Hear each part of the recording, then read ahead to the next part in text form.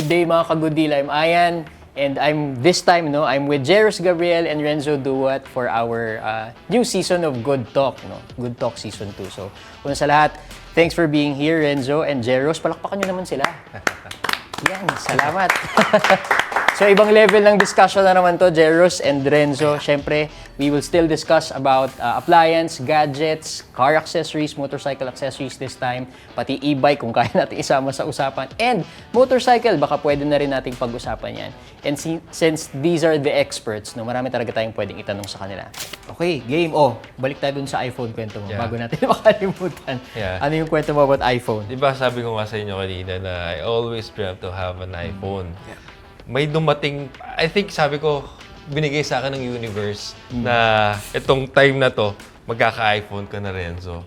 Wow. So, yes, pagkalabas ko sa trabaho, meron nag-offer sa akin, like, shady guy.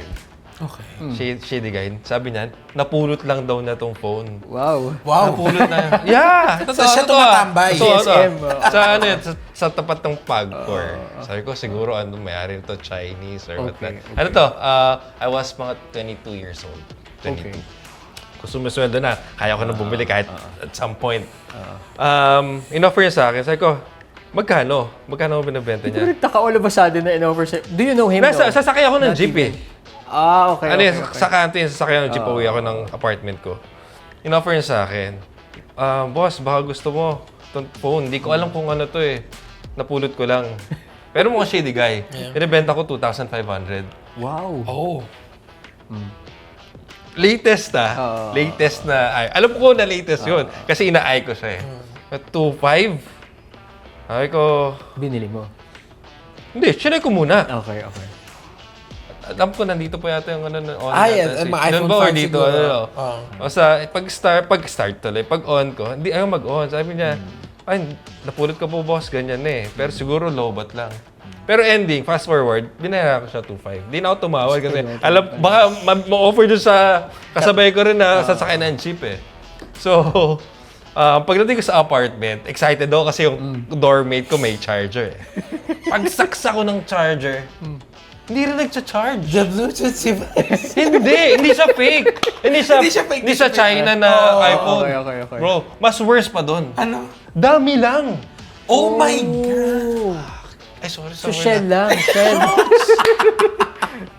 So, parang scam siya. Scam siya. Parang, it's too good to be true. Right. Sobrang good deal dapat. Na hindi ka makaka-know. Hindi ka It's actually makaka-know. a bad deal. Pero go. Bad deal. Kaya sabi ko, naisahan ako dun. Naisahan Na ako dun. 2,500 ka. Pero, sobrang sakim ko kasi. Right, Diba? Masama yung nasa isip ko kasi pulot lang yan. Instead na sabihin ko sa lost and found mo or whatnot. Medyo napunta ako doon sa side na gustong-gusto magkaroon for ng you. iPhone For 4 you. doon sa 2,500 pesos. So sabi ko, oh my God, sayang yung 2,500 pinaghirapan ko. Well, at least you have a dummy one. Ano ginawa mo? Tinapon ko na. Tinapon mo na lang? Ayoko na siya nakikita eh. Hindi ka naman, nag-overpay ka lang siguro mga 2... Kasi 700 pesos din ang dami phone eh. Okay, so may puhunan siya. Okay. I was gonna say, very entrepreneurial naman pala yung Yes, nang-scam 700 pesos sa'yo. din kasi bumili din ako ng dami phone eh. Talaga? Kasi di ba nagre-review ako ng cases, binabato ko ng iPhone.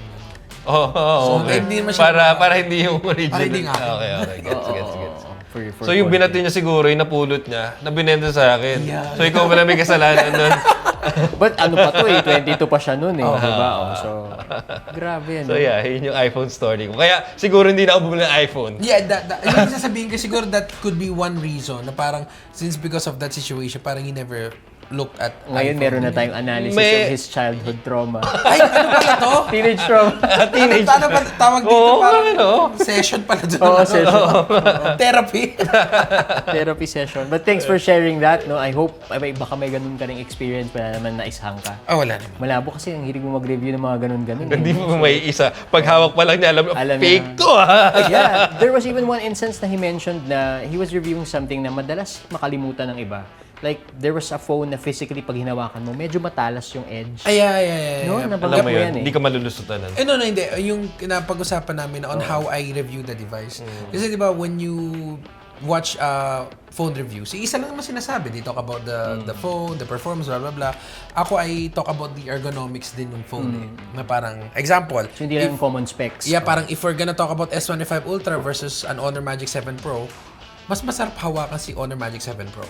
Kasi curvy yung glass and then the way that the glass meets with the aluminum, parang pinag-isipan eh. Hindi katulad ng yung S25 Ultra, parang nasa drawing board na rectangle. Nakita nung boss, sige, okay na yan. Fabricate mo na yan. So parang it was lazy. Yun yung sinabi ko dun sa review ko. So ngayon, if you, kasi one would agree na yung phone is hawak mo siya lagi eh. 24/7, exaggeration, pero you're always holding it. So it has to feel good pag hawak mo. It doesn't have to be sharp, blah, blah, blah. Yep. And some people are nalilimutan yung mag-google sila. Ayoko nang gamitin yung phone na yun. Ang bigat, masyadong malaki. Natatalasan ako sa sides.